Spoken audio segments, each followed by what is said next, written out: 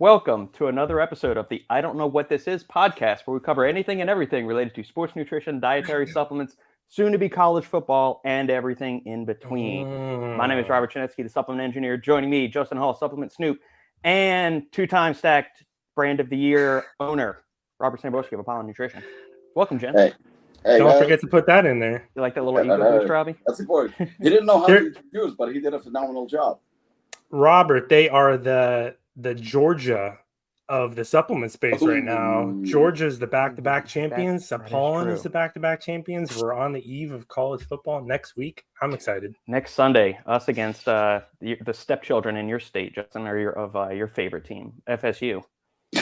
Oh, that's right. So Miami plays Miami of Ohio next Friday night, because then they play Texas A&M the following week. That'll be the big one. Yep. So they warm up with Miami of Ohio, but I forgot about that. You guys need to kick the shit out of Florida State, please. We need payback last year after we shit the bed in the dome. Their recruiting is doing way too good right now, man. We need you.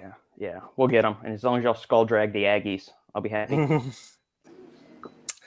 All right, so what the hell are we going to talk about here today, guys? Well, first of all, where are you standing with your line? I mean, been a couple of weeks. I mean, we're taking these breaks, but I mean, we are all so busy, and to line up our schedules, he's a fucking bitch.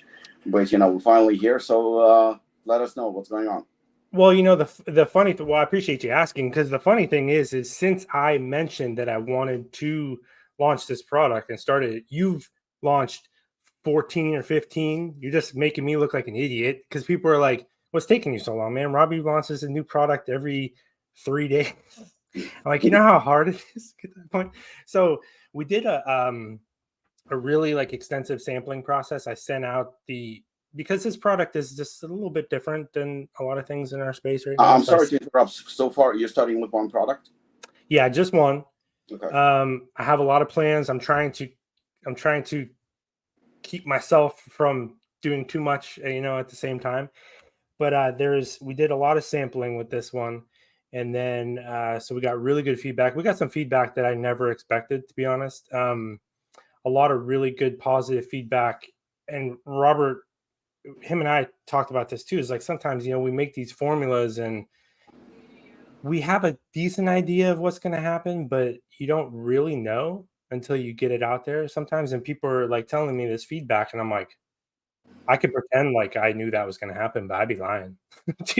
Yeah, but the thing is and the reason why I asked you, because you said product, so I wanted just to clarify for people that are listening, it's one product, because honestly, I don't think anything wrong with one product. I think we started with two products, which is also, I mean, I don't think you have to come off and, with 20 different products right off the bat.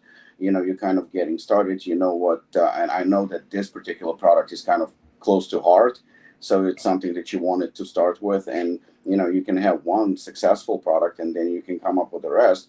But I mean, I understand. And sampling, it also, I believe, well, number one, it's formulated, I believe, by you. So I mean, you have knowledge, you have the experience, and you know exactly what you want for your product and the target market, obviously. So I think that, honestly, you know what? I haven't seen the formula, but I would take a wild guess and say that it's definitely going to work in terms of when it comes, because mental health, nootropics, and those lines, it affects people differently. So sometimes the feedback is going to be not what you expect, in terms of not necessarily bad, but it might give something that that you didn't expect. I know, for example, we have overtime, right? And that particular product hits differently. Different people report different experiences. So that is to be expected. I think that's totally normal. Yeah, and I think that's because this one, I tried to hit sort of an area where the one thing that was really surprising to me was I knew that people that weren't used to using supplements or nootropics, I didn't want to make it too strong for them, right? Because you don't want to freak them out. If I give it to my mom, I send out samples to my parents, her parents, lots of people outside of our people that normally use supplements, and you can always add more, right? So I didn't want to make something that was overly strong. It's cost effective. We want to keep the price down. But what I was really surprised at is how many people that are really used to supplements, including myself, feel so much from this product. I expected people to just be like, "Oh, whatever," because you're used to using nootropics. But people like that have lots of experience with supplementation are really seeing a lot of benefits from it and a lot of things. Because there was a couple layers to it, to like what you were saying about like where we at here, where we had to kind of go back and forth a little bit on the labels because brain health, there is some, you don't want to get too in the weeds about claims, and we had to go through a lot of compliance layers. There's two ingredients that I haven't shown everyone. They're the last two ingredients of the formula. There's one that's, I don't want to overplay it, the game changing type thing, but no one's used this particular ingredient yet in this space. It's something that's really, really cool. And then the other one, for people that don't know this, because this is something that you would know, but a lot of people would never guess this. I wanted to get everything into one pill because a lot of the customers were going after here, it's like one pill, one a day kind of thing. So we had to get a incredible standardization of one ingredient that I haven't shown in order to fit it into one pill. Because if we start going with like a 50% kind of standardization, next thing you know, it doesn't all fit into one capsule. So we've been doing a little bit back and forth. But anyway, the labels, I believe, have been printed as of like yesterday or today, so they can go right to the manufacturer. We have that one ingredient that I said I think is the first time I've ever seen it. I didn't even know it was available until we made this formula. It's actually an upgrade. I wanted one ingredient in the formula, and Joey from Glaxon found this upgraded version, and I was like, wow, that's sweet. So it's a little bit more difficult, like, where you have more communication, more layers of compliance when you use different trademark ingredients. Everyone's got their emails and their communication and their delays. So, I think that's one thing that most people look at pollen formulas and they go, man, these are crazy, these are awesome, and they want more and more and more and more, which I get. But one thing that you do that people probably don't appreciate is because when you take these trademark ingredients and all this stuff from all these different companies, a lot has to go together all at once. If you use generic forms, there's nothing wrong if you want to use generic, trademark, whatever. Sometimes it matters, sometimes it doesn't. But you have all these other layers of communication and compliance and stuff that can go wrong when you take the approach like that you and like Jeff and say Ben or stuff does. Well, I think that, what I mean, you touched upon the fact that, one pill, cost effective, all these things, they play, or your mom, for example, to be able to take it, if you loaded it with, I don't know, like 20,000 milligram of something, obviously you wouldn't give it to your mom. So I think what certain people, I'm not going to say all people, but certain people fail to understand is that certain products hit certain markets and certain groups of people. And it's not necessarily that one product is worse than the other one. I mean, sure, we have some pretty shitty products on the market. We have, probably 90% of them that are either ineffective or just, the formula is all over the place or something like that, and sometimes when people look at cost effective, they're not looking at cost effective for the consumer. They're looking at cost effective for themselves, making cheap garbage that just doesn't work. So I think that this is exactly where people don't understand the concept. We have men, women, teenagers. We have people in their 20s, 30s, 40s, people with heart condition, people that are in their 60s or 70s or 80s, and all these groups can take supplements. All these groups can take something to benefit them, whether it's for athletic performance or for health or for whatnot. And I think that this is where people say, oh, this is the best product on the market, or this is the best, or this is game changing. There is no such thing. At the end of the day, it's who is your consumer? What is the purpose for your product? So when you develop something, and I'm sure you've done it because of your experience within the industry, where you go, I want to make this type of product for this type of of consumer. And once you identify Then it comes to formulation. Then it comes to all these aspects. Obviously, you're not gonna, and in terms of cost effective, you're not gonna make Ferrari for an average consumer. There's a very, very small niche of people that can afford it, and God bless them, great. But there is a majority of country that that can afford probably something like Kia. And does it make the car a bad vehicle? No, it's not. It's not a bad car at all. It's just cost effective. It's something that people can afford, and it will take them from point A to point B, just like Ferrari will. So I think that these are all things that sometimes are not taken into consideration. And I liked the fact that you touched upon this when you said cost effective, when you said one pill convenience or something like that, because all these things can be identified and they can work. It's just how you approach it, how you formulate it, how you approach the whole process. And I think that that's the main thing. We had somebody at the gym recently, and this guy comes to me, and he's a pretty well-known individual. He's IB professional athlete, and he said, "Well, Apollon has too many pre-workouts," and I said, "Okay, I can agree with that." But then the next thing is, well, they all the same. And I was like, hold on a second. I mean, they definitely, in fact, there's nothing, maybe they share a common ingredient here or there, or two ingredients, or even three ingredients, but you can't tell me that Bloodsport is exactly the same as Assassin. Right. It's a completely different approach. One is targeting a specific group of people. The other one is targeting a specific group of people. Can they coexist? Absolutely, they can coexist. Just like the nootropics or health, brain health formulas that, for example, you're coming with right now. You have to identify your marketing. If it's something that you want your parents to use, obviously you have to approach it from their perspective. And guess what? There are many people like your parents. So from a business perspective and to help people, that's not a wrong approach. Just maybe not going to be something that somebody else wants.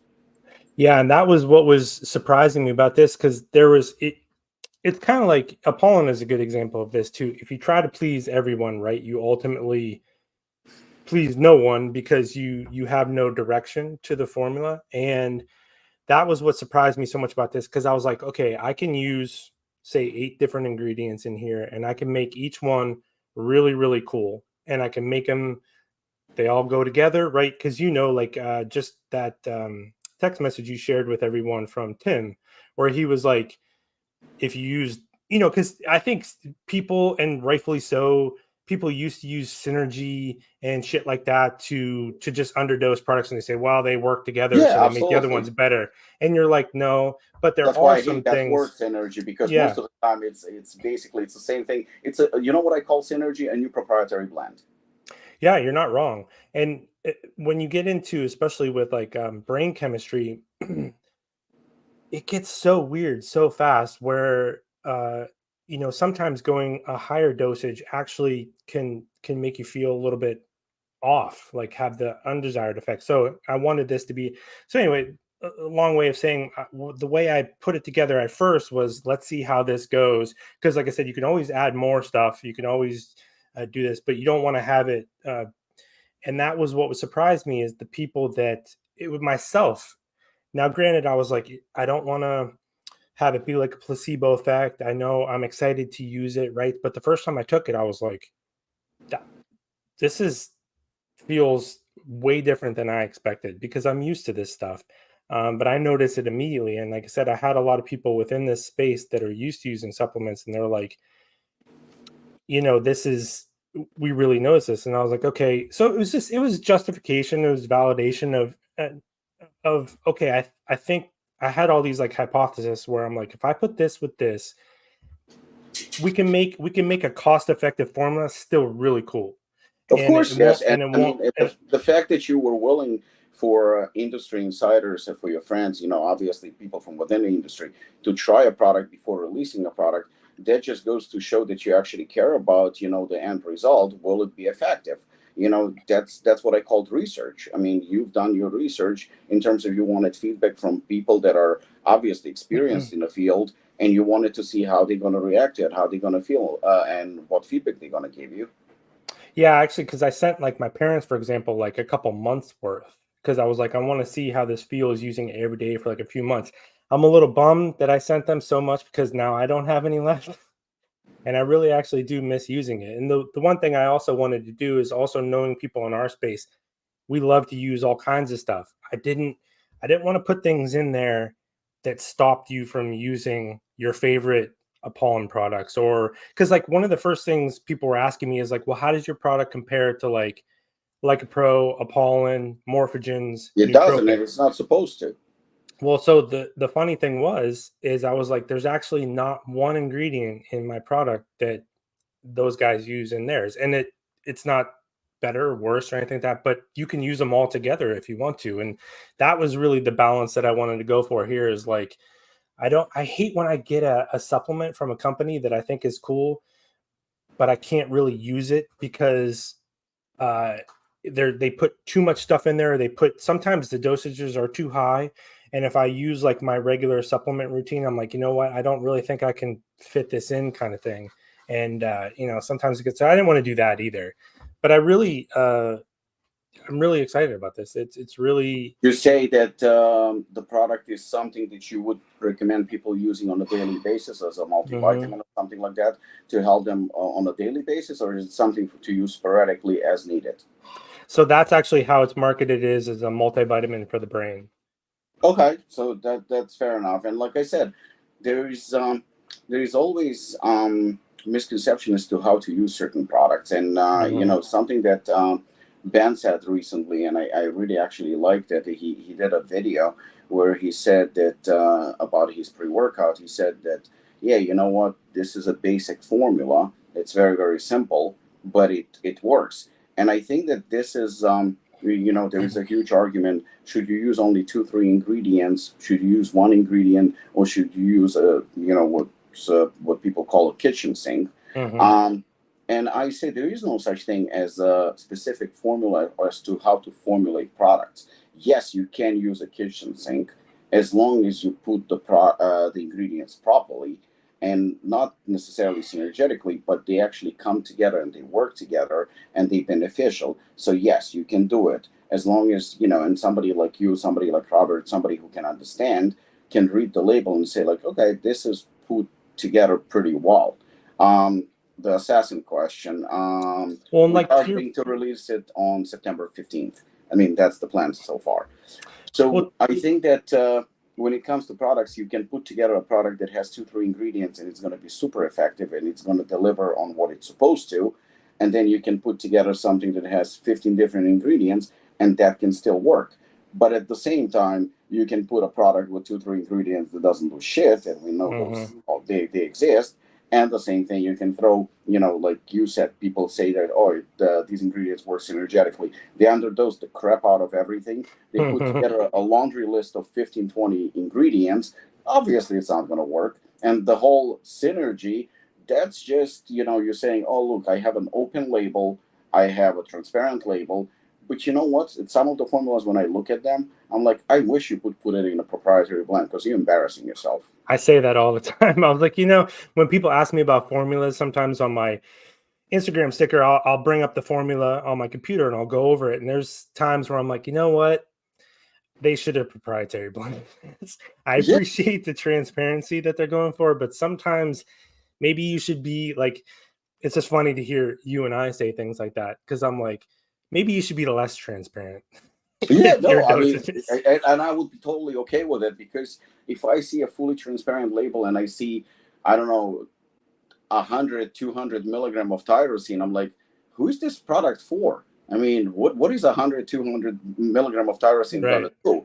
Or I see something like 25 milligram of dicaffeine malate. I'm like, who is it, like for fucking teenager, or is it like for a toddler? Because what is 25 milligram of dicaffeine malate is gonna do for you? You know what I mean? It just makes no sense whatsoever. So I'm like, put it in a proprietary blend, at least I'll understand. Well, and one thing that I think that tying in Morphogen, we talk about Morphogen like Pro, you guys a lot because you guys have a similar like approach. But I think because people will say, oh, Assassin's got another version, Hooligan's got another version, like Pro just released a new version of theirs, and now people are like, oh, Morphogen's coming out with, well, going back to Morphogen's last version of his pre-workout, that was the one where he went 10 grams of tyrosine, and he went like a lot of like things that other people weren't doing, because there's not a whole lot you can do in the pre-workout that someone hasn't done yet.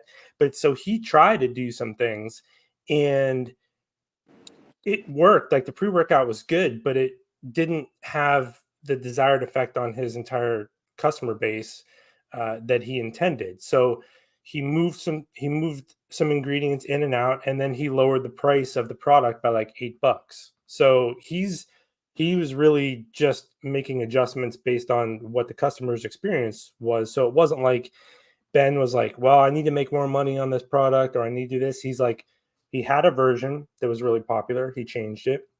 He's changed it like 3 or 4 times, even though this is technically like version 3. He's changed it quite a bit here and there. So he's really just adjusting his product to what the customers are telling him, which is sometimes, I mean, that's all we can really do, right? You listen to what people think about your product, and if there's something you want to change in it, you make a change. So I absolutely agree with you, because the thing is like, people say like, do you really need a version 2 or 3 or 23?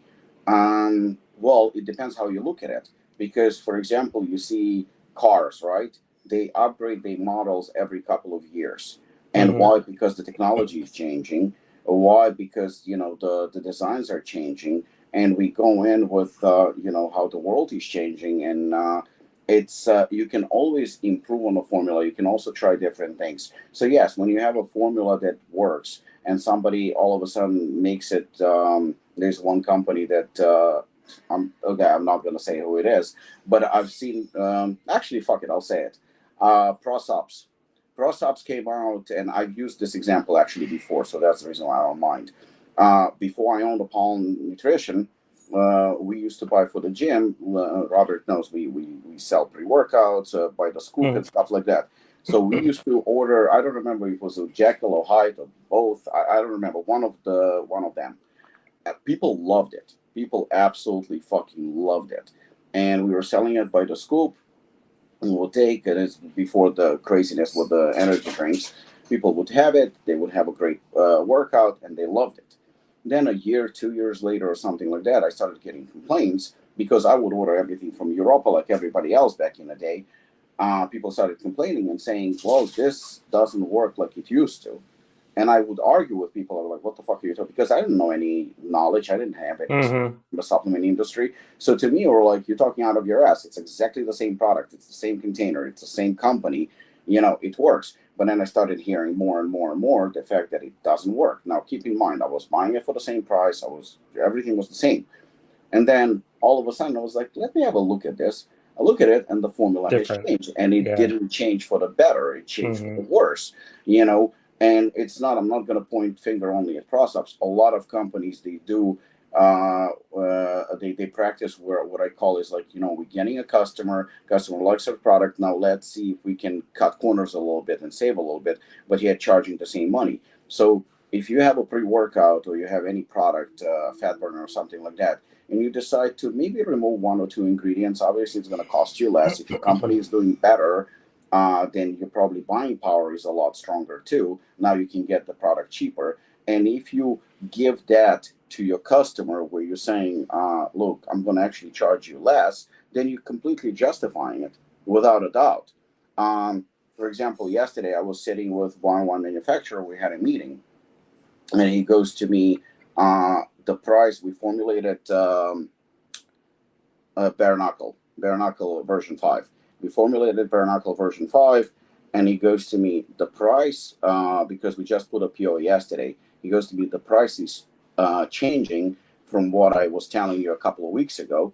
I was like, really? He goes to me, yeah, it's actually cheaper, because one of the ingredients went down considerably in price. I'm able to give it to you cheaper. Now, that's very honest practice. He could have, if he didn't say nothing to me, you would never know. I would never know, and I would pay more, and you would make more profit. But obviously, that's how you build trust. That's how you build relationship. So there is nothing wrong with, like, to be honest with you, when Ben came out with the 10 grams of tyrosine, I mean, Robert will agree with me. I mean, we actually said it live on a podcast where we didn't quite understand why he would do it, and marketing, or maybe he wanted to try different things, but it wasn't something that we were overly impressed with. Now that I see the new formula, there is a lot less tyrosine. I believe it's 2 or 3 grams, right? Yeah, so standard. So standard. So it's obviously costing him less, and he adjusted the formula a little bit more. So he's selling it also at the cheaper price. I think the new formula is actually better than the previous one. I mean, obviously it's a matter of opinion, and maybe some people will disagree with me.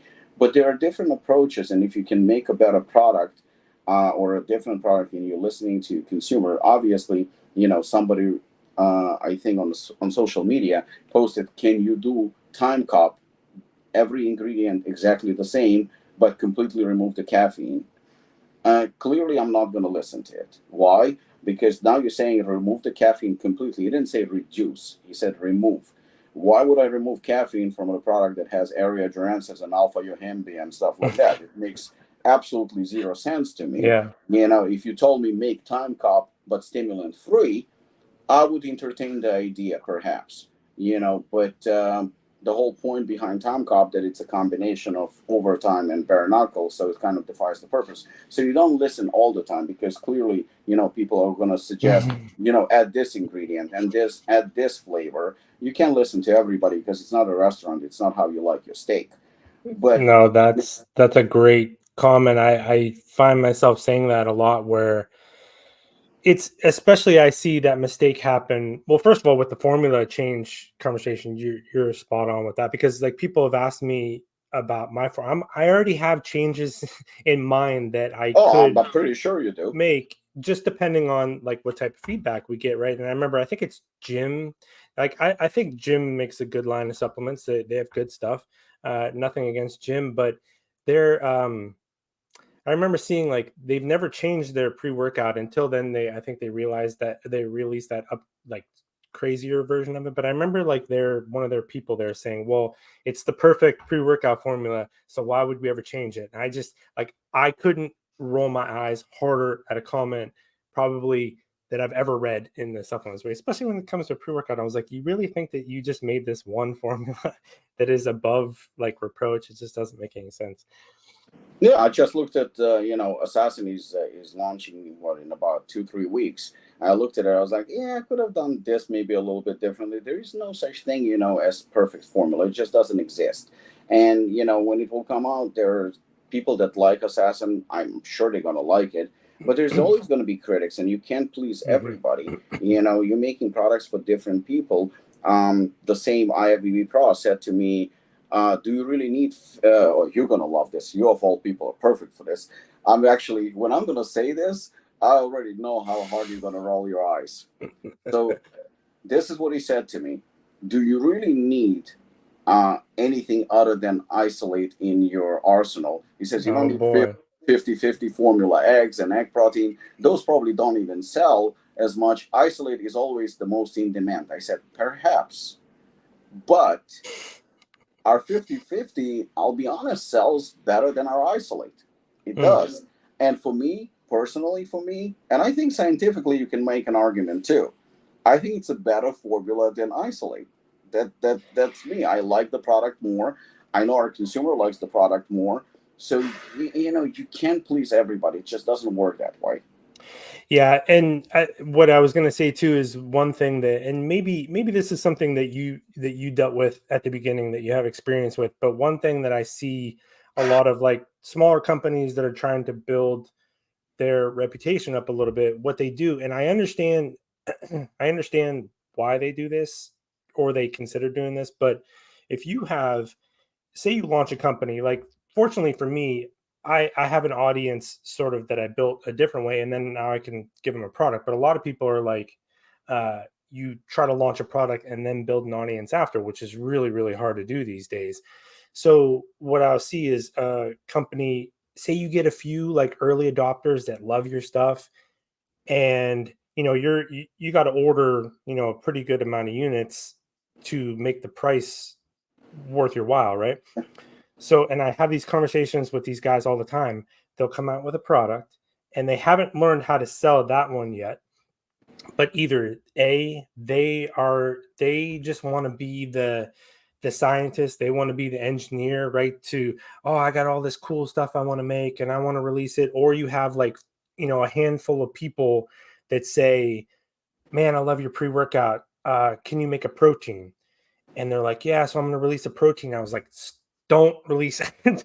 If you don't have, like 1,000 people asking you for a new product, because probably, I don't know, man, like what 1% of people that ask you for things are actually going to buy them. They just want to ask you for shit. Like that's the way people on social media are. Like I'll take people's feedback into consideration, of course, but you don't take everyone's feedback into consideration, because the consumer, just in general, and I'll do this in like other areas besides the supplement space. So it's not like I'm not on a soapbox about this, but you want everything. You want the option to buy absolutely everything, but doesn't mean you're going to buy it. You know what I mean? So here you are going, well, I got like these 10 rabid fans of mine, and those are my only fans at this point. They want a protein, so I'm going to order, 500 units of protein or whatever, and you just sold 4 of them, and now you got 496 of them sitting there that you just paid a premium for, and you're going, hey guys, aren't you going to buy my protein that you were asking for? But people only really want the option. So they're always going to have critics. Like you were saying, you're always going to have suggestions from people, especially from people that don't understand the process at all, like how difficult it actually is. Because I'll tell people, like, if you don't, they're like, well, when are you going to release another product? People are already asking me that. And I'm like, when my accounting tells me it's time to release another product. Like once, because you start getting into that cash flow nightmare of cash coming in, cash going out faster than you can bring it in. If you do that from the beginning, then you never really know if you're a good, profitable company or not, because you're just constantly chasing your tail. So I was like, when the spreadsheet tells me it's safe to do it, I have lots of ideas. Yeah, no, I absolutely agree with that. I think that, every company has to be, you have to know your consumer without a doubt. We had, we had, I think when we just started the company, maybe within a year or so, we had pina colada protein, 50/50, tasted very good. It was Pina good colada protein. Yeah, I we didn't had know about this. Yeah, we had this. It was probably one of our first ones, probably the first year. But I'll be honest with you, maybe if we launched it today, it would be a different story, because obviously Apollon is a stronger name, more popular, more known. So I'm pretty sure we would be doing okay. But back then it was chocolate, vanilla, and that's pretty much it. Cookies and peanut butter cookie came a little bit later.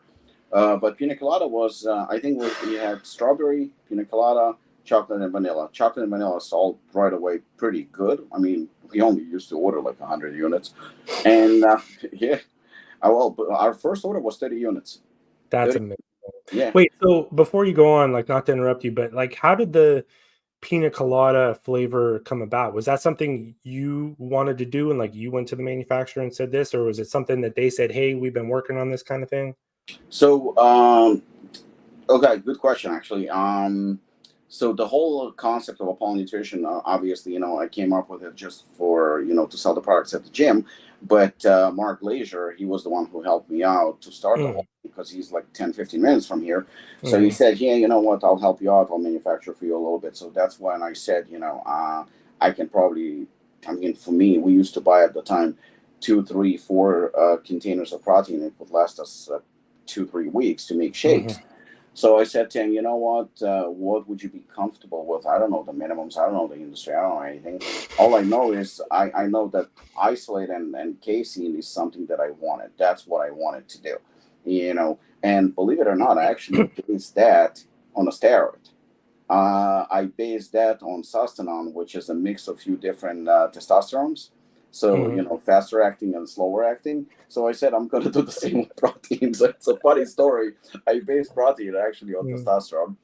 So, and he said, okay, no problem. So we agreed on 30 units per flavor. And chocolate and vanilla was no brainer. We kind of came up with it right away. Strawberry too. And we said, you know what, let's do something fun, because at the time we were selling Isolized by Species Nutrition. We were selling muscle milk. Don't laugh at me. And that's where, so Muscle Milk at the time was very, very popular, and they had probably like 100 flavors. They had all kind of flavors, mint and whatnot. I mean, they had a lot. And I think that Labrada, we had Lean Body. We were selling Lean Body by Labrada. He had some kind of an exotic protein. I forgot what it was, but something was exotic, and it was selling pretty good at the gym, like in terms of shakes. So Michael, who would do the flavoring for NutriBio, he's from Peru, and he's awesome. He's a great guy. Great guy. So we were talking, and he goes to me, I came up with a pina colada. He says, you want to try it? I tried it, and I was like, yeah, fuck, let's do it. That's awesome. And there was a fifth one, banana. Banana was a fifth one. So banana and pina colada were the slowest selling for us. Like really, when we started to actually manufacture a little bit more and selling outside the gym, those two were kind of struggling. So we said, with the cash flow, just like you said, and everything else, we said, you know what, we're going to remove those. And we removed them. And that was pretty much it. But as it usually is the case, people that like the pina colada, for example, they would like, oh, why would you stop producing it? Why did you remove it from the list? You have to bring it back. Oh, I'm not going to fucking bring it back just for you, because it makes no sense. At the end of the day, it's still a business. So we never brought it back. That is that's the most anti-2023 thing I've ever heard in my life. You mean you're not going to just make it just for that one person? Yeah, man? I mean, it's, that's the reason why sometimes I look at these comments where, and I'm pretty sure, once you release your formula, you're going to have those experts, so to speak, those critics who are going to say, Justin, you should have done this. Justin, you underdosed this. Justin, you overdosed this. This is unnecessary. This is not going to work. Everybody's an expert. And to me, this is something that I absolutely hate about the way society is. I'm getting maybe a little bit now political and off the topic, but I hate it because why don't you fucking mind your own business? If you don't like something or you don't want something, simple solution, don't buy. You have so many options these days. Why are you telling me how to run my business? Why are you telling me what to do? Why are you telling me what kind of equipment I should bring to my gym? I own the gym for the past 15 or 16 years. Don't you think if I'm still not out of business that I'm doing a fairly decent job at maintaining a gym, considering the pandemic, considering the fact that since I, started a Pollen gym or bought a Pollen gym, there is at least 25 fitness centers that open around me, bigger, shinier, with fucking AC blowing 24/7, and we still here. We still doing good. We still, standing our own ground. And you coming with zero knowledge, zero experience, you telling me what to do, what to add. You don't know that a certain machine, a brand new machine today, is an average of $3,000 to $6,000, $7,000, $8,000. Your membership of $25, $50 is not going to cover that machine. Do I go to your office and I tell you how to do your business? I don't do that. So why are you coming here? And if you don't like Assassin, because Assassin has area durances and it has 600 milligram of caffeine or whatever, it's a simple solution. You have so many choices on the market. Go buy that one. You have a choice. That's the reason, I wanted to touch upon this epic block party by Natural Body just happened 2 weeks ago, and I was there, and we were welcomed with open arms, considering how many brands were there, and there was a lot of brands. And to be honest with you, I didn't look at one brand as my competitor. Whoever I'm friendly with, whoever is nice and stuff like that, we talked, we shared some ideas, some feedback and stuff like that. But at the end of the day, we complimented each other. Maybe in a way we are competitors, maybe. But at the same time, I have my audience, they have their audience, I'm happy for them. Hopefully they're happy for me. But the thing is if you don't like my product, you always have a choice. Kind of like, with what happened, it just happens to be that 2 or 3 companies released pistachio protein on the same week, or, or in the span of 2 weeks or something like that. I didn't steal nothing from nobody. They didn't steal nothing from me. We didn't talk. We didn't plan this. I didn't find out, oh, you know what, Muscle Sport and NutraBio is releasing pistachio, let me release one too. There was it's just a fucking flavor. And I'm pretty sure that Apollon people will buy pistachio and Muscle Sport will buy pistachio from them. And whoever is not, you know, our customer yet or their customer, maybe we'll try both and we'll make a decision which one is better for him personally. Like you and I talked about this through text messages, they kind of different. I haven't even tried these. Does that mean that ours better or theirs better? Not necessarily. What it means is that they slightly different or they very much different. I don't know. Again, I haven't tried there, but you have a choice. Exercise that right that you have a choice and buy whatever's best for you. You don't have to buy if you don't like something. Well, and the funny thing, there's a lot to unpack about what you said. I want to go back first because one thing you said I think was really important when it comes to that was the position I started to find myself in. And Robert, I don't know if you like started to feel this way, where you start like reviewing products, and I think reviewers and things like that are important for the space. But the way I started to feel after a little while was, you know, I don't want to be a person that just sits there and comments about other people's projects, like other, you know, every company's contribution. Like they're the ones actually out there like doing stuff.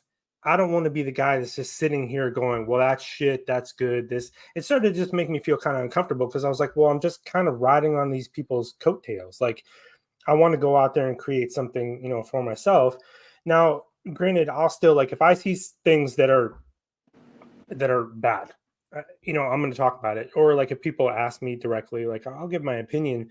But I started to just be a little uncomfortable because what I realized was there are the outliers that do deserve people going, okay, you guys are literally trying to fuck people over. You're scamming people. It does happen, and that should be talked about. But what I started to notice, especially just talking to people, is, you know, people's formulas might not be what I like and not be the best, and not they might be a little misguided and they might be, you know, kind of terrible.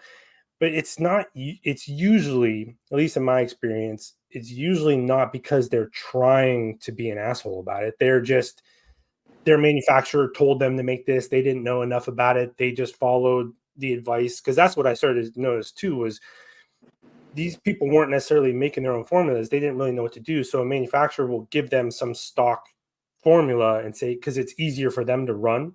And they'll just say, yeah, this is what you guys should do. And they would push formulas on people. So then they would just run them. I didn't really realize that until I would start asking people like, well, what was your thought process, you know, behind this formula or this ingredient? And they're like, well, it wasn't, you know, we didn't really know. It was kind of like a suggestion. So I start to try to put myself in their shoes.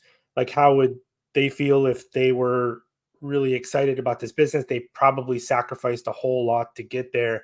And then, you know, some asshole like me is on there just shitting all over their, you know, thing. Like, I usually don't do it publicly unless I really feel like someone, you know, deserves it. But like, I'll talk to someone offline and be like, hey, you know, if they want feedback, I'll be like, here, I'll tell you. But I usually won't publicly do it because it just started to make me feel uncomfortable. I'm like, why am I just sitting here being the guy? And nothing against reviewers and things, like I said, but I didn't want to be that guy that was just talking about all this stuff and critiquing, you know, sitting there going, well, I think Pollen fucked this up because they used, you know, this and they replaced this ingredient, and that's my opinion, and blah, blah, blah. It's like, I would rather be a person that's out there creating, you know, at the same time. So that was one with you. Yeah. And I think that the whole, you know, I've been in this industry for 8 years, and I consider myself still a newbie because I think that, you know, there are people with 20, 25. I mean, especially next to somebody like Mark Glazer, I'm a baby. But the thing is that I noticed even in the last 8 years, there are significant changes within the industry. And I noticed something at the block party. It was very, very interesting to me, and I wanted your opinion on that.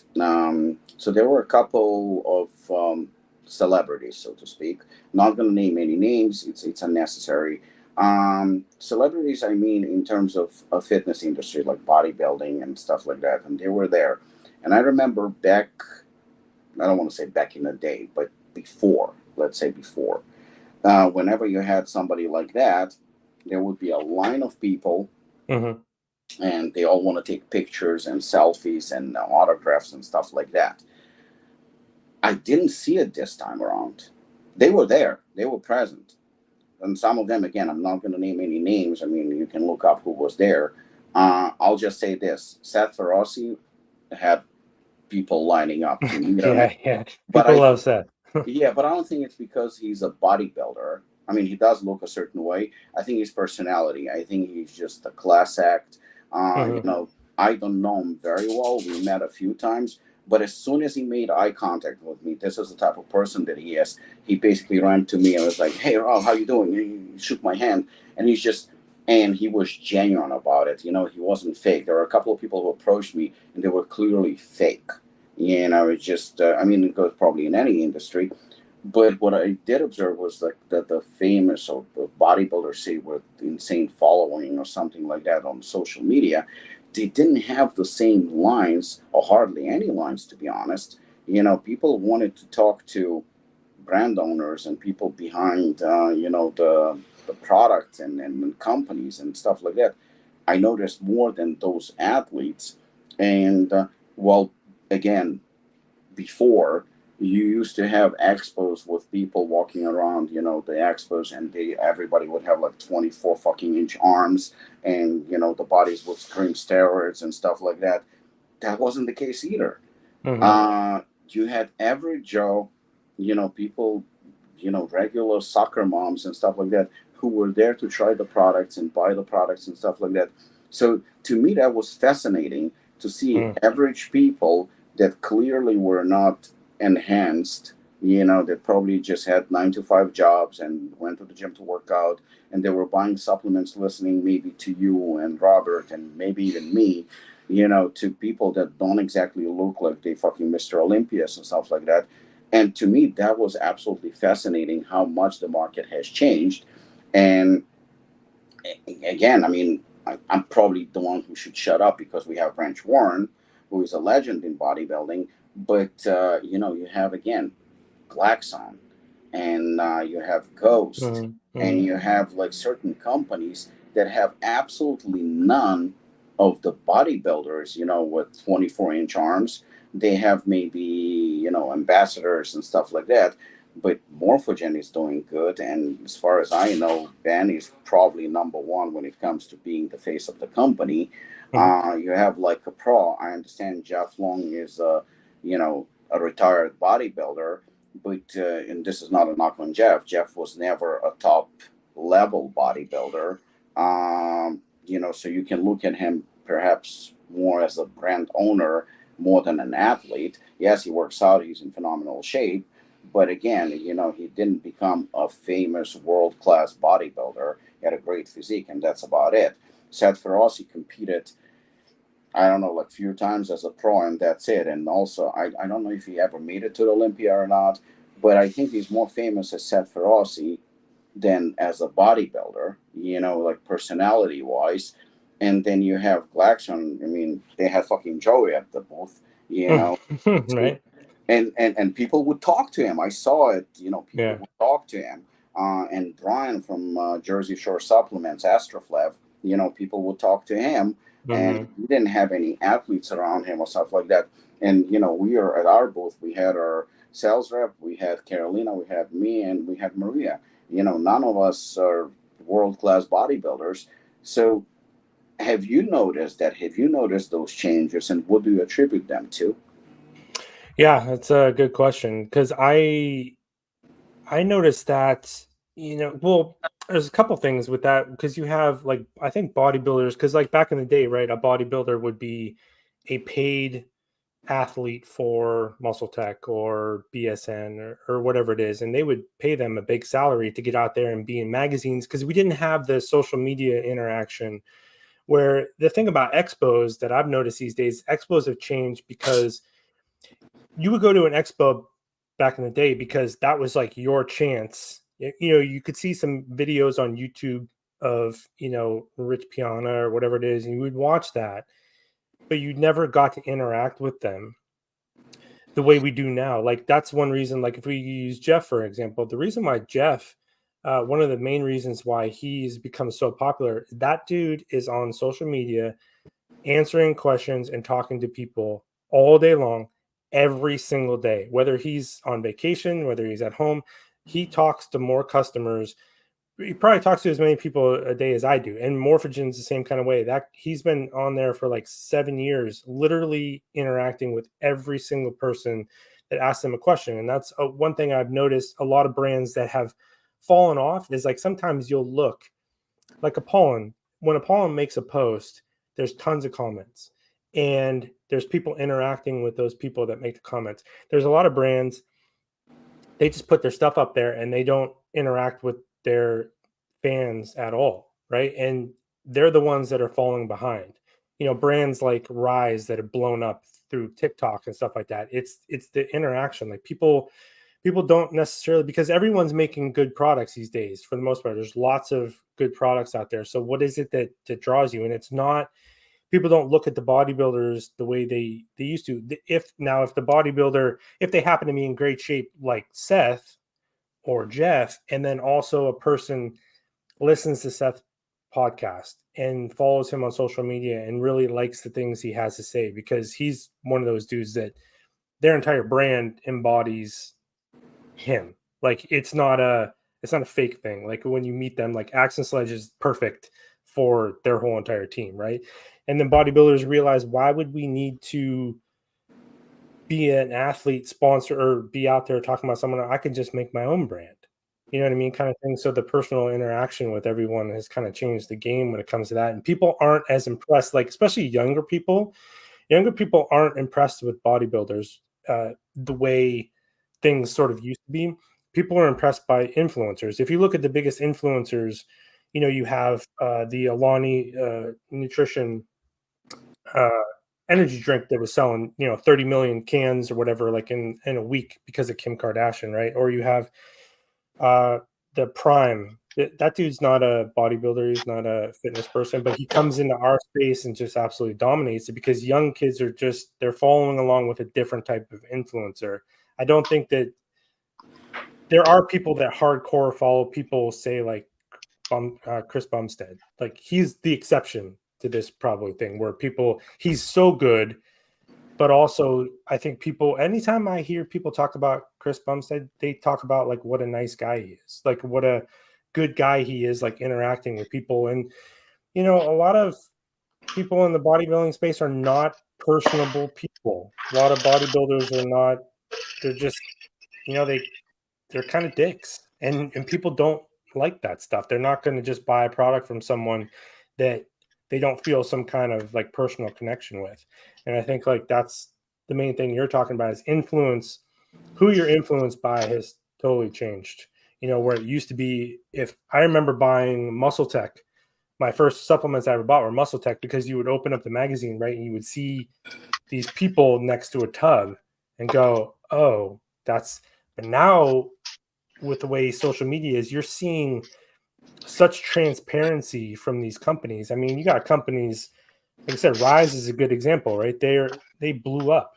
They're showing people on TikTok and stuff like that, literally like 24 hours a day about their operation. And people love that stuff, man. So they'll just go and buy their products because they feel just a more personal connection to them than ever before, which is really cool. You're 100% right. The bodybuilders have no pull these days over who buys their products, outside of maybe a handful of them. And then you have, like I said, you have companies like Glaxon who they don't have anybody. I don't think they have anybody, and doing just fine. So I think that's very cool.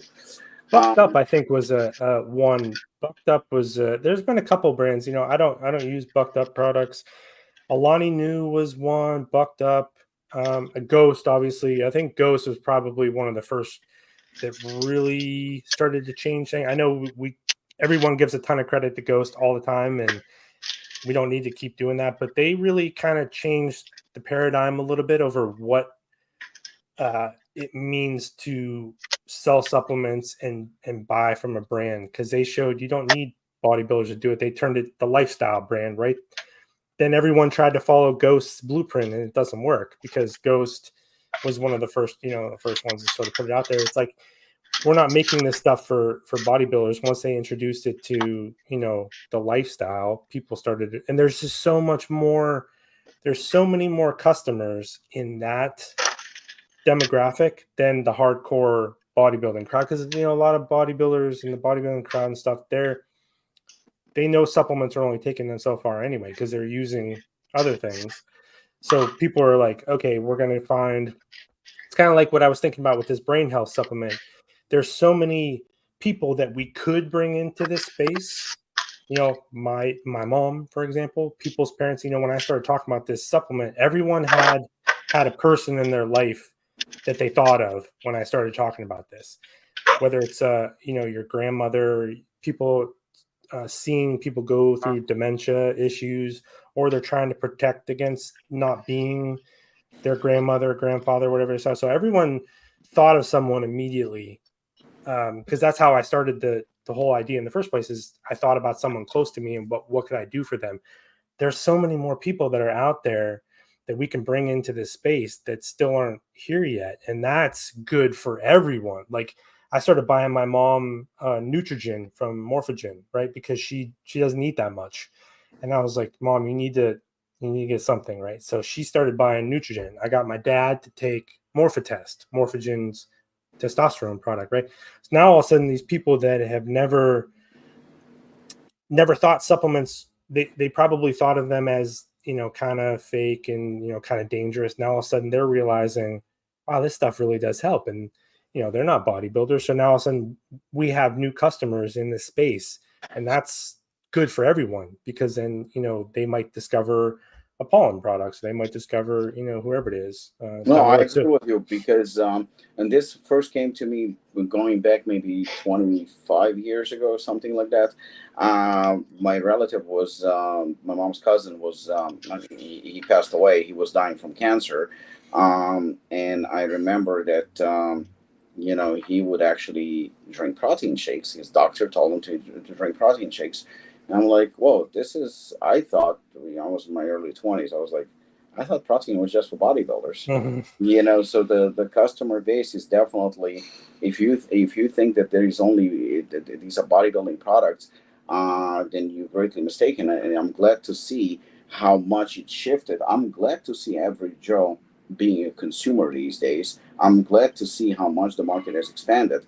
With so many companies that we have right now, so many brands, you won't be able to survive 10 years ago. Today, there is enough actually of the pie for everybody. If you have a product that can identify with certain customers, then yeah, absolutely. Robert, you popped up, and actually, I had a question for you. Somebody asked me on social media, but I think this is a question for you, not for me. And I think that the fact that Justin doesn't count anymore because he's a brand owner, so he would be biased too. So let's have you as an independent, the brain. Somebody asked me this question 2 days ago when we announced that we're going to have a podcast. Pump ingredients, 4 primarily: Cell 6, Vasodrive, nitrosogene, and nitrates. Citrulline was left out of this group for some reason. I don't know why. Which ones do you like, and why? What would you prefer? I guess maybe even let's adjust it a little bit. Say if you have a label with citrulline in it, because everybody puts citrulline in their pre-workouts. What would be the second ingredient, or third, or another 2 that you actually, basically, which pump ingredients do you like? Yeah, when we're formulating this product, are we assuming citrulline is a must-have and it's already in there? You know what? It's up to you. Whatever. I mean, the question was particularly about these 4 ingredients. So if you want to put citrulline, do it. If not, then don't.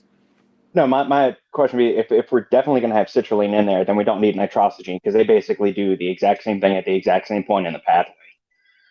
Which, by the way, I see a lot: nitrosogene and citrulline together.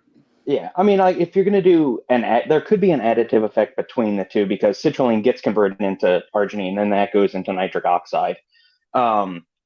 So if you only have, 2 to 4 grams of citrulline, even though that's within the clinically studied range, I'd still like to see 1,500 milligrams of nitrosogene or 1,600 of new level in there. if we are, so I would go with that. Or if we're going purely on pumps, I would do nitrosamine or nitrates at the very top. Those are the two. Like nitrates are one of the most powerful things we have for boosting nitric oxide in the dietary supplement realm.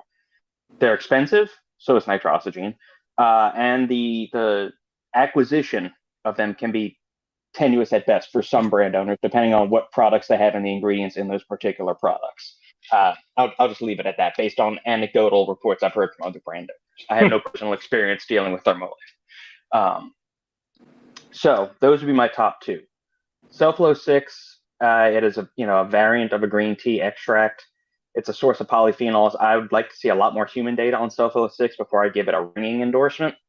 But you can get grapeseed extract, pomegranate powder, any source of those really powerful, potent polyphenols for boosting nitric oxide are good. But that's got more of like a secondary kind of effect. So they're nuking free radicals, and excessive free radicals oxidative stress can reduce nitric oxide production in the body. Plus, they also catalyze that enzyme eNOS, endothelial nitric oxide synthase, which is what the body uses to convert citrulline and arginine into nitric oxide. I like Vasodrive AP. So this is a shameless plug, but I did an ebook. I haven't officially hit the publish button yet because I'm too chicken shit to actually do that. I like to go back and keep tweaking everything, but I did a top 10 best supplements for blood pressure. Citrulline/nitrosamine are on there. Nitrates are on there. Vasodrive or amyl peptide is on there. The thing is, you need a shit ton of Vasodrive. Like the little 254 to 508 by itself doesn't give you an actual significant amount enough of those lactotripeptides, those three little bonds of amino acids that are actually in there. You're getting like 1.8 milligrams to 3.6 of them. So to even start to get like a modest amount of that, you need 1,000 milligrams of Vasodrive AP, which is going to price most people out of it. Now, if you're using it in conjunction with, there is one. I'm so glad. Not gonna let this go. I'm so glad that Robert said that, because it's perfect. Because one of the things I was going to talk to you about on here too was that was the immediate question. Robert's such a smart guy. I love Robert. Everything he just said is super spot on. And I'm sorry, and I'm going to let him keep going. I know where you're going with this. I don't mean but the one responsible for 1,000 milligram of Vasodrive in Bloodsport is actually Robert. That was his idea. That. Well, and no one. It's so expensive. It is. It's so fuck expensive. You, Robert. People would their blood pressure. So that's why you have to do this. It's right because. So Robert's not a brand owner, right? So he's like, well, I'll throw in, 10 grams of it, because who cares, right? Who cares if you why not? Money on it? But that's good to use for your blood pressure, because when you see how much it costs, your blood pressure definitely goes up.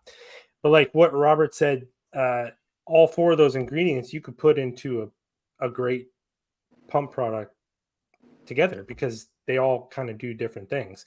But one of the things I was going to talk to you about was Bloodsport. That was the first question, and even a question that I wanted to know myself, because I haven't used huge amounts of Vasodrive yet. People are like, well, is there a difference between 508 and 1016? And the answer, because of what Robert said, is emphatic yes. Bloodsport is one of the craziest pump products I've ever used. And I know it's the Vasodrive in there, the addition, like adding more. I've even taken the Bloodsport and mixed it with Jeff's Pump and Focus. And that gives you like another 254, or I think he uses 254 Vasodrive.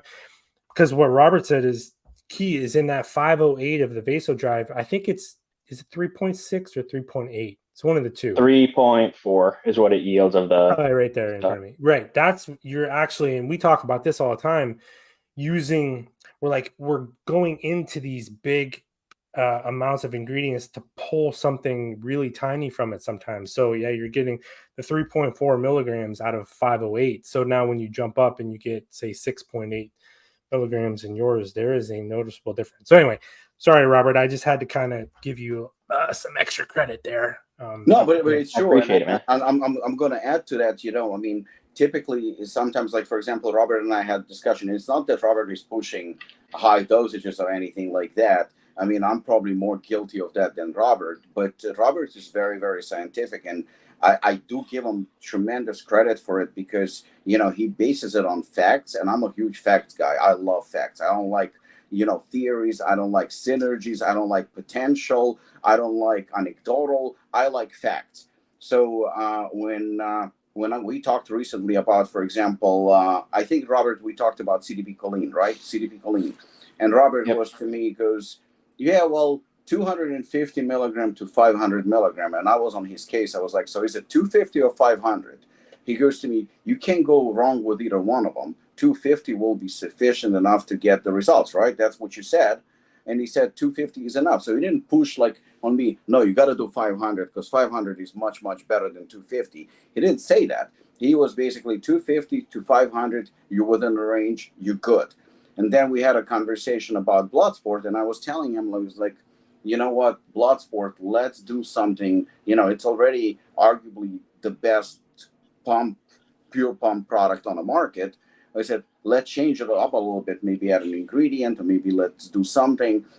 Obviously, since we released the first blood sport, our buying power, the popularity of Apollon helped us, kind of get a better pricing and stuff like that. I mean, don't get me wrong, it's still fucking expensive because Vasodrive, and you can call Maypro, no matter what you're going to negotiate with them. I tried that with my manufacturer. They're not going to budge on the price. The price of Vasodrive doesn't matter how much you buy, it's going to be fucking expensive.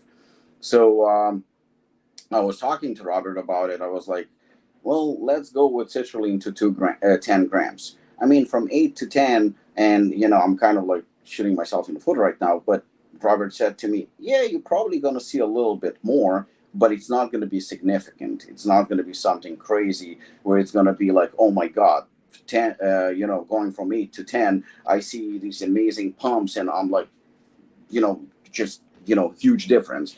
I was like, okay, so going from 8 to 10, we can, and citrulline pricing has gone down since, the craziness that it was about 2 years ago. I was like, okay, so from 8 to 10, I can go. The price is not going to be significantly different. In fact, considering we ordered Bloodsport when the price was a lot higher, that's okay. It kind of balances it out. What can we do? And then Robert goes, well, let's double Vasodrive. I'm like, the fuck?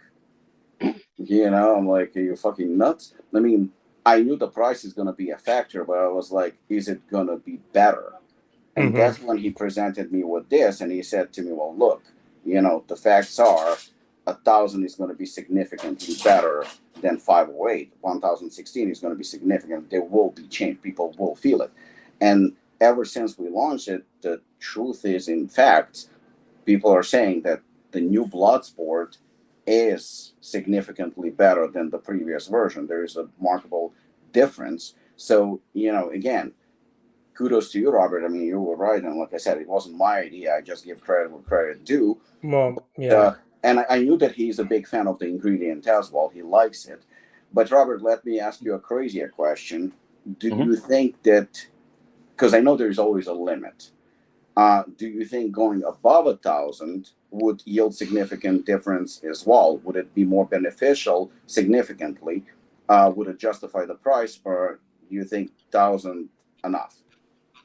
I mean, the 1016 is within that range. So 508 technically gets you right at that threshold. So the clinically studied dosages are between 3.07 milligrams of the active lactotripeptides that are in Vasodrive up to 52.5. So, I mean, with 508, you're getting 3.4. So 1,000 would be 6.8. So that's got you right in there. You could do 7 times that. So you could go up to 7,000 milligrams of Vasodrive. Like the product's going to cost you $200. Yeah, no, obviously. I wouldn't recommend doing that. No, I would say just keep it at 1,000 because you run the risk. Some people could end up going hypotensive, especially if you have it stacked with nitrates, nitrosogene, all this other stuff. Then that you send people into that feeling lightheaded and dizzy and some maybe nauseous. You don't want to do that either. So that's where. With Vasodrive, you could slant it down 254. So like somebody already has low blood pressure. I wouldn't recommend them taking, 10 grams of citrulline plus 1,500 nitrostigine plus 3,000 milligrams of arginine nitrate plus vasodrive. I mean, that's a recipe for disaster right there.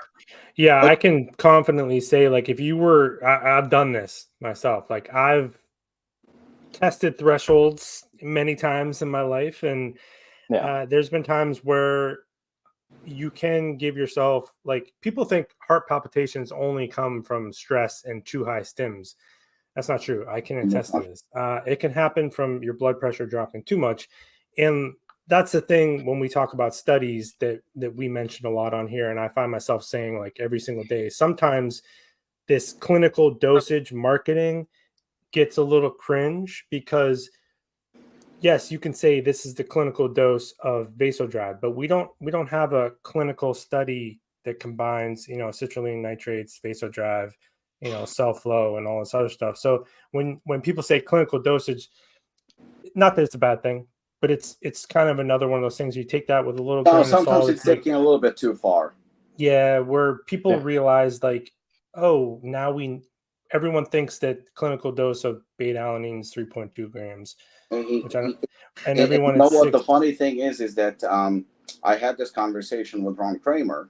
And the nitrates typically are ranging from 1,000 to 2,000 to 3,000, something like that. That's basically where he's comfortable. I had this conversation with him where I'm kind of giving away a little bit here, but I was working on a product. Robert knows the product, and product's going to see the light. I was like, you know what if we go a little bit higher on certain pump ingredients? I was talking to Ron Kramer, what you said about lowering the blood pressure and stuff like that, and especially with nitrates. And Ron Kramer, he's very knowledgeable, actually. And yes. Yeah, and he was like, you know what, considering that you're going a little bit higher on stims than normal on this particular product, he says, I think it's going to balance us out very, very well. So that made a very, very good point. Obviously, if you go crazy on nitrates or you go crazy on certain products, there are risks. People are constantly talking about caffeine and stimulants. There are other dangers with other ingredients that are just probably as bad if you're not doing them properly. So another product that we talked about dosages, right? So with we always thought that vasodrive is 256 to 508. Clearly we can go higher. With nitrates, we know 2,000-3,000 or whatnot. With citrulline, we know, say, 10 grams or something.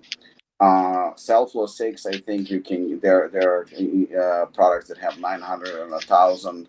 But there is one ingredient, nitrostigine, that I know for a fact, Nutrition 21, that owns nitrostigine, they don't allow to use 1,500, more than 1,500 milligrams. That's pretty much the limit. I always was curious, like, why? Well, and that's it. It actually ties into something because I have this conversation with people quite a bit. I don't know all the ins. I do know some things about nitrostigine, but customers want more dosages and things like that, which is, I get it. But I'm sorry to interrupt. What if we say, for example, didn't have, like Robert said, it's a great pairing with citrulline and nitrostigine. So say 3, 4, 5 grams of citrulline and 1,500 milligram of nitrostigine is great.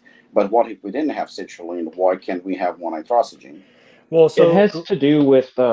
Sorry, Justin. I talked to Todd about this a couple of weeks ago because there was a very well-selling brand that had over that amount, that it's driven by a YouTuber. Most people can probably figure out who it is. I called up Todd. I said, hey, thought you were pretty strict on this. He said, we've been in contact with them. We've got the situation remedied. But it goes back to the testing that they've only tested it to a certain threshold. Now, I'm not going to say this for him. I've personally used nitrostigine at double the dose, or nitrostigine in the morning and new level in the afternoon as part of a nootropic stack, and there's no adverse effects.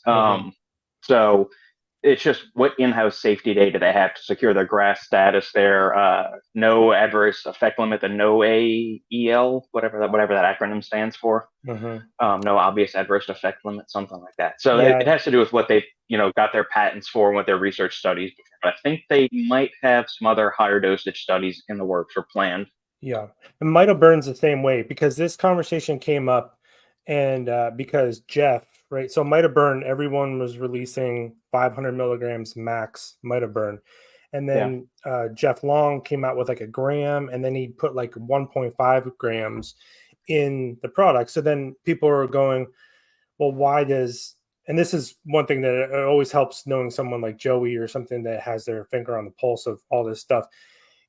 They were like, well, why does Glaxon only have 500, say, in their thermal product? And one of the things, like, they're not allowed, if they're like in GNC, for example, GNC won't let a product with more. This is, at least this was the case a little while back when this kind of all came about. Like, if there's no safety data that you can show that this is safe for someone to take at 1 gram or 1.5 grams. Now, it probably is plenty safe, but they just don't know it yet. Certain places won't accept a product that has that type. It's like, GNC has caffeine limits on their products. They have limited, because they have to see some kind of safety data. And that's the thing, like you're saying with nitrogen, is not that it's not safe, they just haven't proven it yet. So they don't want people using more than what they're recommending. It's the same thing like what you're saying, Robbie, with Ron. That is one great thing.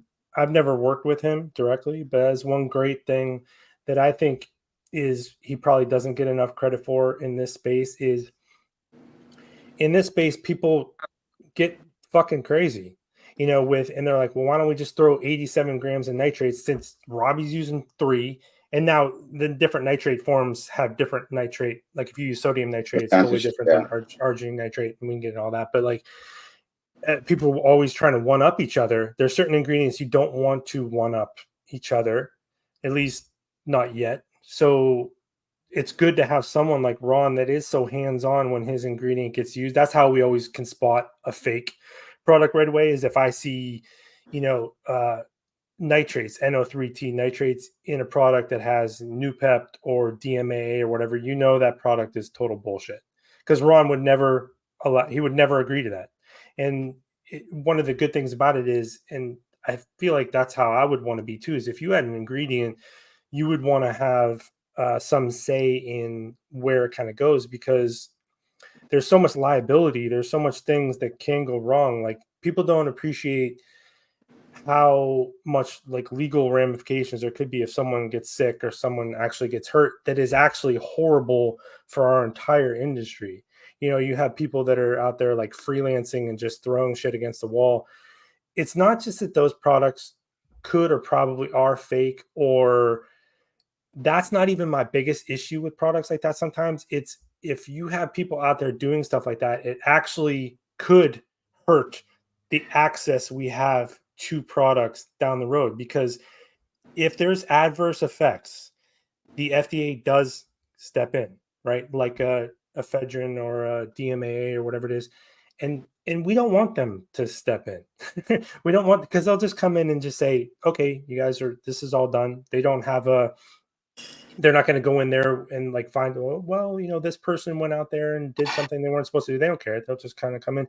So not only are those products, kind of, I don't want to see them anyway, because people aren't following the proper procedures, but it also hurts companies that are, and it hurts us as customers that want to use stuff, because you just have this little tiny group of whack jobs that are breaking the rules. And it's not necessarily, like I said, about I don't like regulation. I don't, whatever, but it hurts everyone. So that's my end of my rant. It hurts us all when products like that find their way to market. That's actually a great way of putting it. Yeah, because it's absolutely true. Like I said, people like every time you hear about something dangerous like caffeine, okay, you have guys drinking today 5-6 energy drinks a day with 200 or whatever, 300 milligram of caffeine, and they fine. But there are other ingredients, there are aspects that people are not looking into it. So that was a great point. I know that we all have busy afternoons, so before we wrap this up, I wanted to ask you again, Justin, just give us a little update. Well, number one, guys, we'll try to do this more often than once every 3-4 weeks. But Justin, just before we wrap it up, when can we expect your products? Where is going to be available? Can you share any information? Yeah, no, and I have one question for you too, like a quick one after I answer this. So we, like I was saying earlier, we went through some back and forth with label compliance and things like that. I want to make sure I got that right, right from the beginning. We don't want to go back and change things. So the labels, as you know, a lot of people that follow along probably don't know. In order to run a product, they have to have your labels first. So labels is one of the first things that people should probably start getting to work on, because that process can get a little rough. We're using Nutrimedia. I hate that process. Yeah, and labels, especially when you follow really strict compliance, it's so much stupid shit. Not stupid shit, but just little things that you just don't know. But anyway, we're also using TK and them over at Nutrimedia. They do a lot of brands. Their printer does a lot of brands. So we were waiting in line, and then we had to pull it out of line at the last second and then put it back in. So I think the labels were printed yesterday, or they're being printed today, which I'm really excited about. So then, now that we have that, labels are going to 0 Day, which is where manufacturing, the guys over at Klaxon are doing it. We're waiting for the one ingredient, the one that, like I said, I haven't seen in this space yet. That's really cool. I'm really excited about. And then once that gets there, they're usually pretty quick at turning things around. So I was aiming for, a little while ago, I was aiming for around an early October kind of release. That was just kind of in my head. But also at the same time, I heard there is a seminar you're going to attend. If we're going to the Apollon event, and then we also actually have a family vacation the week after, if I get it early enough, I'll release it before that event. But if we get it, I might actually bring it with me and then just not really launch it yet, because that's the thing is I'm being really hands-on with this launch. I'm going to do all the fulfillments, and I really want to get firsthand feedback from customers. It's really important part of the process for me. So I need to be there. So I can't really be, hanging out, in Jersey, and then the following week we have a little vacation. So I might push the official launch back till after that, just so I can be there in front of the computer fulfilling orders all day long. So we'll see. But I'm aiming for somewhere in that area. Fingers crossed, everything goes right. We're thinking maybe end of September, but probably more like mid-October kind of thing, just so things are, things are handled up front, because I probably won't launch it as soon as I get it either. There's a lot of little things we need to do. And then, so one of the questions that I had several questions, and they were all about the same thing. Go ahead. Anarchy Labs, the teasers that you did a little while back, is there any updates on what's going on with Anarchy Labs? I know that you already have some products and things like that, but people have been asking what's going on with that. So here's the thing. I mean, Anarchy Labs was supposed to be, well, we were planning to release it. That's the reason why I didn't give like an exact date. We were planning to release it end of the year, sometimes around November, December. But we have massive amount of products that we wanted to release before the end of the year. And this is a business process, but I'm very transparent, so I don't mind sharing. The whole point was about to release as many products as we can, good products, not just products, left and right. I think every release has a purpose, whether it's in a health space or, a pollen space. We wanted to release. So it seems like our schedule is absolutely jam-packed in terms of releases. Like you said, it's on a weekly basis. There is something, and we're trying to balance it as much as we can. I think that Anarchy Labs is going to be released early 2024, kind of not to take away from this. But the product's already done in terms of formulas, the flavors, number of products. As we're looking at right now, it's going to be about 4 products that's going to be released under Anarchy Labs. The names of the products, everything is pretty much done. The only thing we have to do is, to initiate the PO and, and work on labels. So if I wanted to release it, say, still in November, December, we can. But more than likely, it's going to be sometimes early, maybe in time for the Arnold Classic, because we're going to have a booth over there. So maybe around there, we'll see. But yeah, that's it. That's a good point. And that's another thing I see mistakes, not to go on like another, I know we got to get going, Robert. No, go ahead. But that's one of the things I see too is, and I'm trying not to make this mistake, is people make a big investment into a brand, especially starting off and things like that. And what they'll do is they'll tell people, and we saw this so much during COVID and the supply chain issues that we had. People are like, they'll promise a launch date. No, dude, it never happens on the launch date. And then it was happening. They're building up all this hype, and then next thing you know, it's 3, 6, 9 months later, and they still haven't launched a product because of whatever reason. And one of the things that I thought about, and just exactly like what you're saying, is like, if you're in that position, like, don't launch the product just to make the money back because you're in a hurry to make the money back. Like, absolutely. launch it when the timing makes sense. Because like you said, if you're releasing Anarchy Labs, well, if you have important drops for a pollen, you don't want to take away, you don't want to cannibalize your own business. So it's like, what the hell are we doing here? Well, since it's our show, basically I can say this, like in the next, this week we're releasing hydration, so it's one type of product, it's not very hardcore. It's not like, it's not even hydration. It's a flavor of a hydration. So it's just a flavor. Next week, as far as I know, if my memory serves correct, we're releasing something for gut health. So we're releasing that product next week. And then the following week, if I'm not mistaken, we're going to launch fish oil, which is also a health. And then if everything goes well, Assassin on the 15th. And typically when I announce something, I say, or people like ask me, the guy asked, when is Assassin launching? Even though the product is ready early next week, we can already pick it up, and we're still in August. I could easily say that, 100% it's going to be released on September 15th. But I said we plan to release, which means things can happen. Because when you promise something that is definite, most of the time, especially in this space, it depends on labels, on ingredients, on so many aspects. You can't. And that's the reason why I said, we plan to release. Anarchy Labs is definitely happening. We're bringing it back. I said we plan to release it end of the year. But you know what? That is obviously subject to change. This is not a movie release where a movie is already done 2 years ago and they know the exact date where it's going to be released. So no, and to take it away from Assassin, from Bare Knuckle, from products that are definitely happening, we only have few months left in 2023. Why would I bring something that I know is going to impact and going to affect some of the pollen products? And I still didn't figure out whether it's going to be direct to consumer or it's going to be maybe like NutraBio did with Unbound, where it's going to be only for wholesale. We haven't decided that. So if I'm not sure of something, why should I, jump the gun and do it? Makes no sense.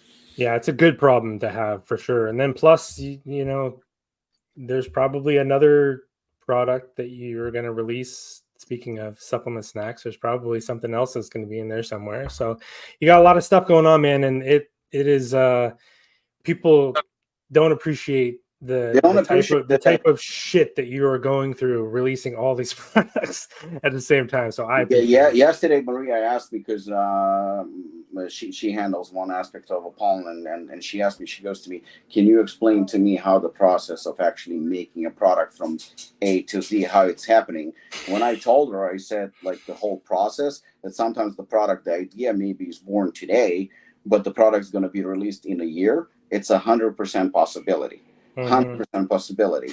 And something to plan. And then something that I'm kind of working with Kristen behind the scenes. We have an idea of certain things that maybe we want to do together, and right now it's an idea, and that idea, when it's going to actually happen, by the time people get it, if everything goes well and it's actually launched and released, great. But they have no idea how long it took to get to that point to release one particular flavor or one particular product or whatnot, and how many trials and how many orders of the same fucking sample. It's a whole headache, and that sometimes, like you said, it's not appreciated. Well, and a lot of times too, collaborations have become all the rage, in our space. Some of these collaborations, I remember when it didn't end up being an official collaboration, but I remember we went to Core Nutritionals, and they showed me, they were like, yeah, we're working on this moonshine product. They were working on an official collaboration with one Old Smoky, but that didn't like go through. It was like a year and a half, going 2 years later, when some of these collabs finally happened. Because like what you're saying, especially, and that's one reason I did a capsule product with this initial one. I want to do that's one thing I guess I can say that I'm working on is I want to do like individual like stick pack powder version. There was a formula that Man Sports came out with. It was like an orange juice flavor that was so good, man. And I want to recreate that for this. That way people can like wake up and have their brain. I don't want to give away too much, but I want to do a powder but the powder process is so much more difficult than the capsule product because you have to, I only did one round of samples with the capsule product. You're going to have to do, who knows? I mean, if you're lucky, you only do 3, 4, probably more like 10 to get a flavor right these days. So it just adds all those layers to the product, especially when you're doing powder formulas. Yeah. Is just, last thing before we go, pistachio protein, the idea came about 2 years ago. The flavor was approved last year. Look how long it took to actually launch it, and it's just a fucking flavor. It's not even a formula. It's a flavor of an existing product. And then people will be like, oh, they copied off Muscle Sport. Not that they did, but it's just like, yeah, okay, like we planned it like 2 years ago. So no, I totally get you. All right, guys. All right, so guys, thank you so much. Like I said, we hope that we're gonna do this again next week or the following week, the latest. And thank you for those that are listening. Yeah, we'll do it at least one more time before the event. Oh, 100%. 100%. Yes. Okay, cool. All right, Robert, guys.